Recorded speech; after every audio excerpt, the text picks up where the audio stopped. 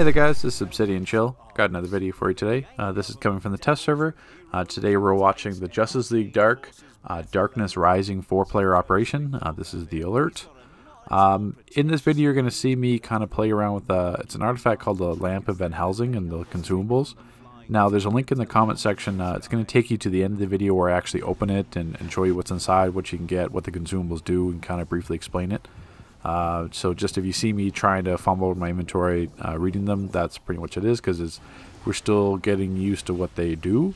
But essentially think of it like the Tico bucket from the Halloween event, where you get these essence drops from pretty much anything you do, any content that you do, and then you can use that to fortify basically the Lamp of Van Helsing, and you open it and you can get some consumables. I got an aura, but I don't know what the aura looks like because it doesn't work on test. But if you're wondering what's going on or what that artifact is, that's what it is. So you can go to the end of the video to that link and then get a better idea what it is. Essentially, the alert itself is going to look very similar. Most of the design aspects are taken or expanded upon Stryker's Island alert, as well as the War-Torn Village. Essentially, it's a pretty straightforward alert. I would say it's not on the easy side for pugs. I wouldn't say like this group here is a mixed group. It's like you have a tank and a healer. I've also done it with 3 DPS and a tank. There'll be some deaths, but you don't need a healer necessarily to do it. But obviously healer's nice because there is a lot of splash damage. There's a lot of ads. I would say you probably need a tank more than anything, because there's a whole bunch of ads in here, and it'd be kind of stressful without a tank. You could certainly do it, but I'm just saying there's a whole lot of ads, more than we're used to in a regular alert.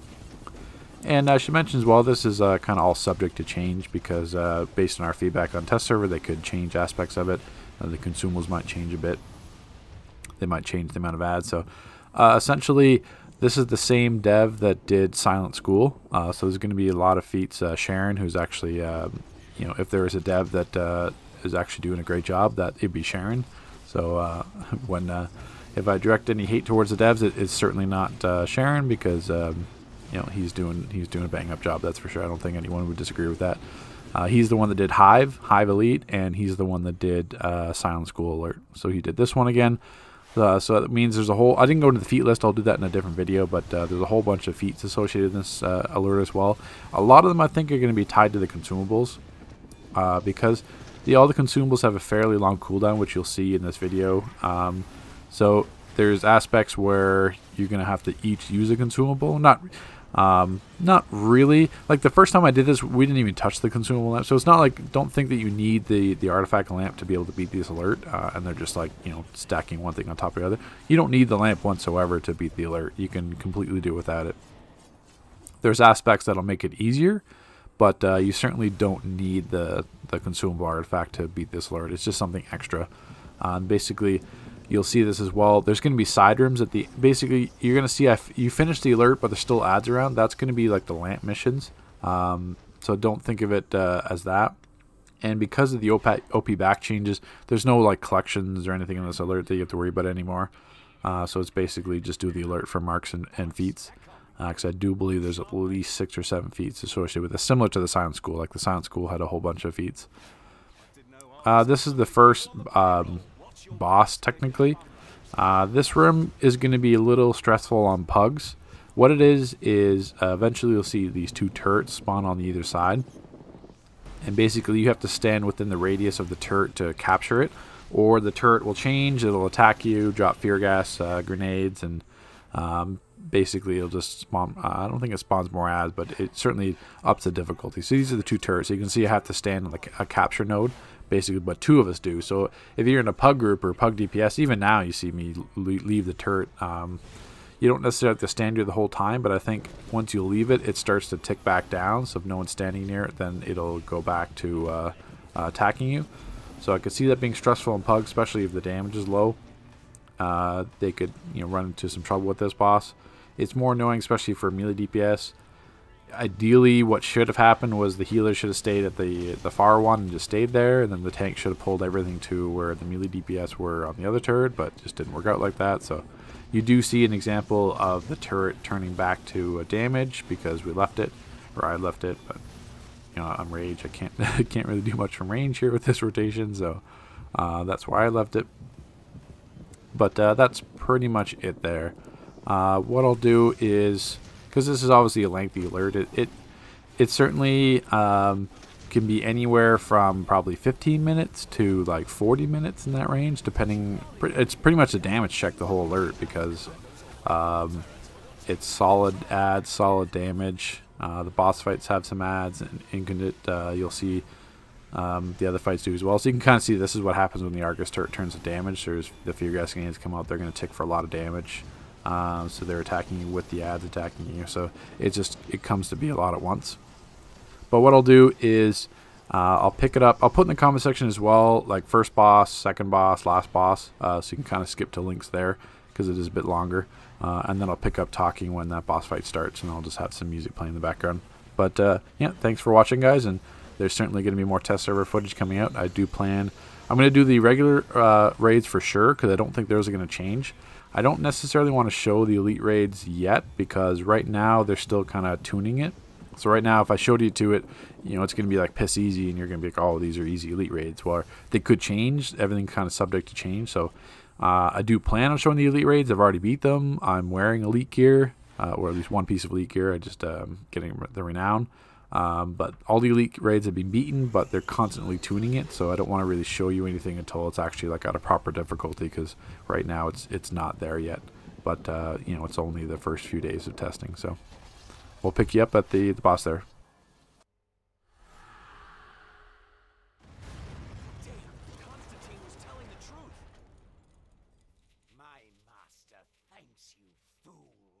Keeping the most powerful arcanum on Earth in one convenient place. The Spear of Destiny is ours. I ask the demon, who among men would steal armor and sword of the mighty Etrigan? Come, demon, reclaim your mail. Destroy these thieves. Make them wail. Etrigan comes, summoned and bound, to recover his armor. A faithful hound.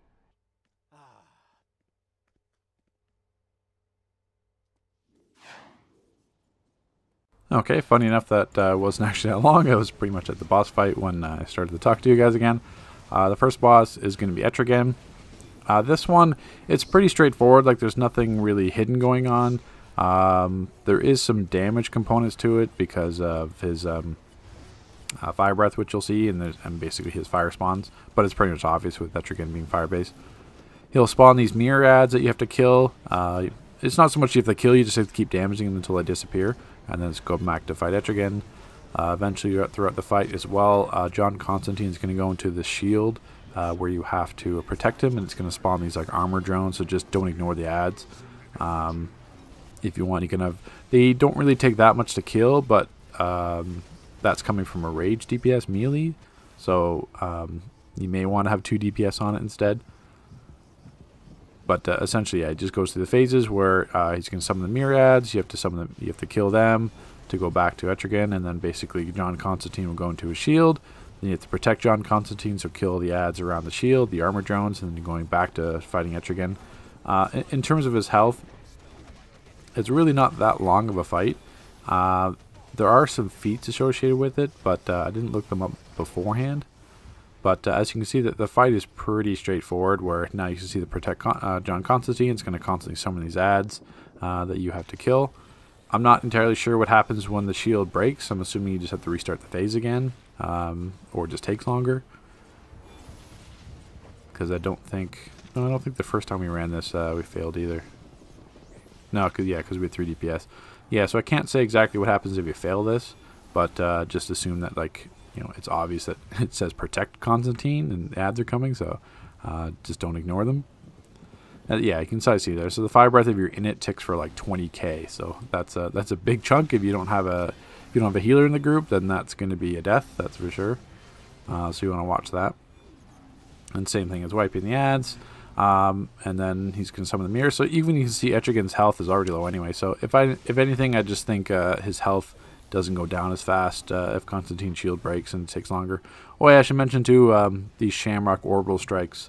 Not sure what they have to do with Etrigan, but As long as you're not standing in them, then you're not going to take much damage at all. So it's basically just avoiding the orbital strikes, but they're on the edges. So as you can see, really quick, simple fight, which is fair because the first fight is going to be not pug friendly. This fight won't be non-healer friendly, I guess you could say. So there's different aspects to each alert. So I don't mind it so far. So we'll pick this up again at the final boss there. I'll tell you what, John. We've been looking for the Mark of Cain and Book of Lilith recently. You help Argus recover them, and we'll talk. They're in a village near Markovia, but intel suggests they're well defended by vampires. I'll scramble a helo to drop us near the village.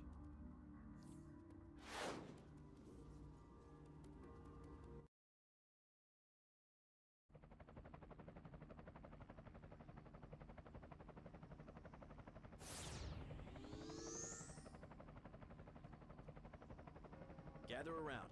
Before we go off to Castle Bloodsucker, take these lamps. The Order of Van Helsing used these to combat creatures of the night. Probably pretty useful right about now. Always wanted to get my hands on one of these. Seems like my crew runs into things that go bump in the night every time we leave the pub. Keep fueling these lamps with the right kind of petrol, and you'll be able to master its flames. Vamps and their kin have a thing against fire and light.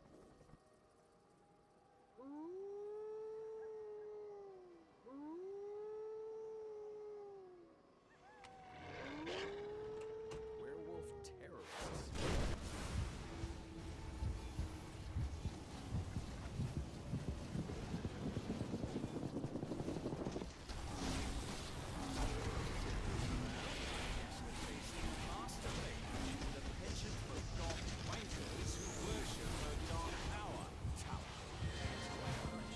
Also, I smell her perfume. She wears a posh brand. Fashion, vampires, and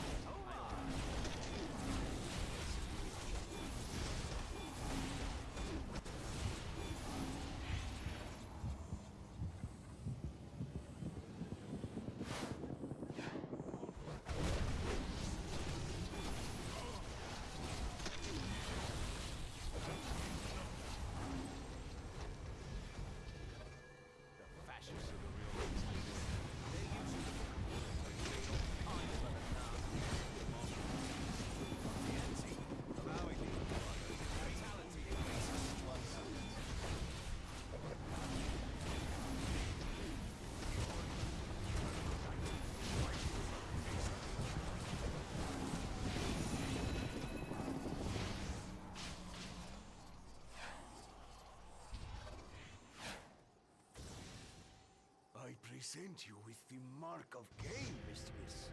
Your actions nurture entropy, helping it grow like a deadly vine.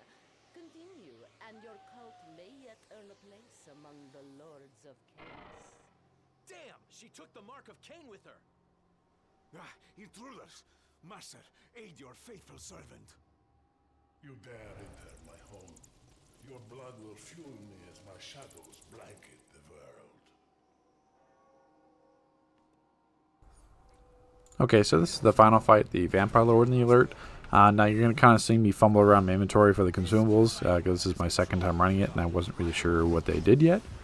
The greatest two consumables you'll find are going to be the Illuminating Torch, which you just see me using to close a pool, even though I shouldn't have closed it. I should have closed another one, which I'll talk about. But the Illuminating Torch and the Pyrus Aura, if I'm pronouncing it right, so basically it protects you from the damage and the debuffs received from the Pools of Darkness, and provides immunity from the Shadow Werewolf. So this one, for 90 seconds, basically, which is a pretty good length in this alert, especially because the Vampire Lord is not always in the pools. So a lot of the consumables here are going to be tied to feats. You don't need the consumables to complete it. I've done, my first run was basically 3 DPS in a tank, and that we didn't use the consumables at all. We just did it. I have no idea what that feat was. We just did it straight through, not even touching the artifact. So you don't need it. It certainly makes things easier. If you're not running a healer, you may want to use it. If you're not running a tank, you may want it, because it will act as a stun on some of them. But don't feel that you need to level it up just to beat the alert. That's not the case.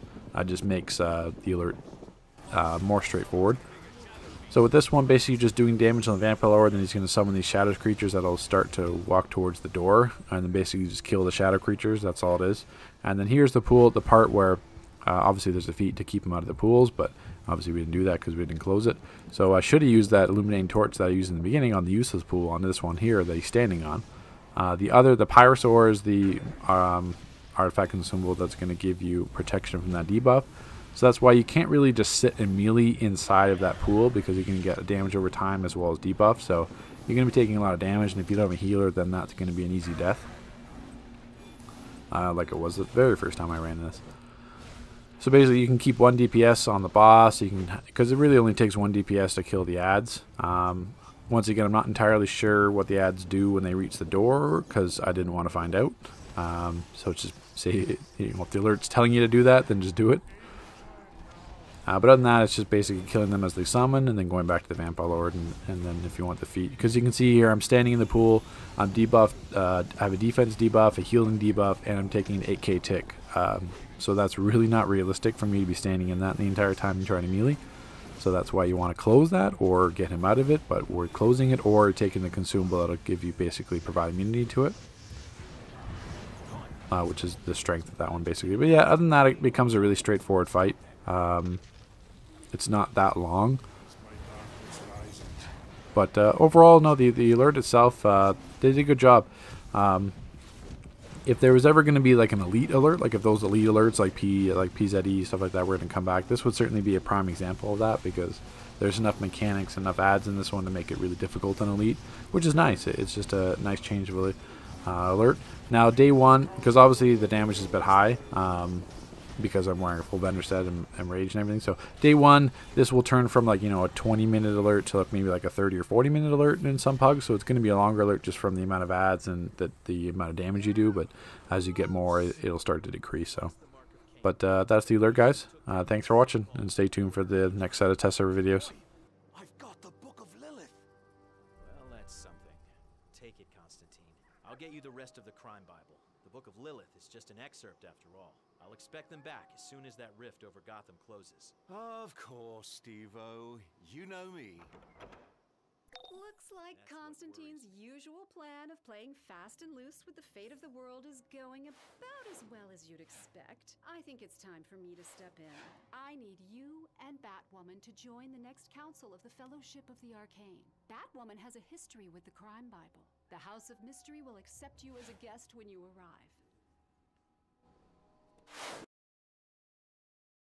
Okay guys, so this is the Lamp in Van Helsing. It's an artifact. Technically it's an artifact. It's a similar concept to the Tico bucket that we got during the Halloween event, where you would fill it with essence or with candy to level up and fortify it, and then you can open it for a consumable. So basically each time, I'm going to speed through opening it here, but it takes this otherworldly essence drops from all content, duos, solos, alerts. There's no solo, but alerts, raids. Basically every loot drop will have that a part of it, and it stacks to 999, but you'll need 10 to make a stack. So make sure that you separate the 10, don't put more than that to fortify it. And once you fortify it, you can break through and open it. There's a chance to drop some auras as well. I got one in this video, but it doesn't show up on my inventory list, as you can see as well. It could just be a test server thing, but there are a chance to drop some auras. I'm not sure if there's any materials on there, but auras are on there, and then these 3 consumables that we'll touch on just in a sec when the video is done speeding through the opening here.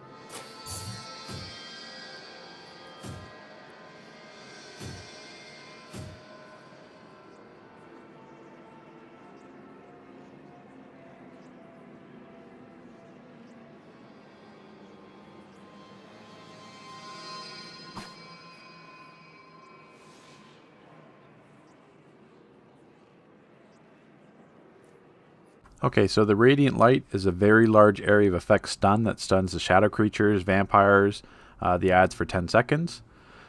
The Righteous Pyre, this is basically an orbital strike that only damages wearables, vampires, shadow monsters in content. Currently remove the curse of the shadow werewolf puts on players, and if they're hit by any magical flames.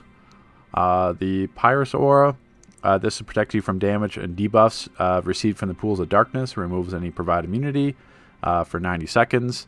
And the Illuminating Torch, or an aura that allows you to destroy the pools of darkness, which you saw me do in the alert as well there. So this is what the consumables do, and it's only those ones that drop. Take care, guys.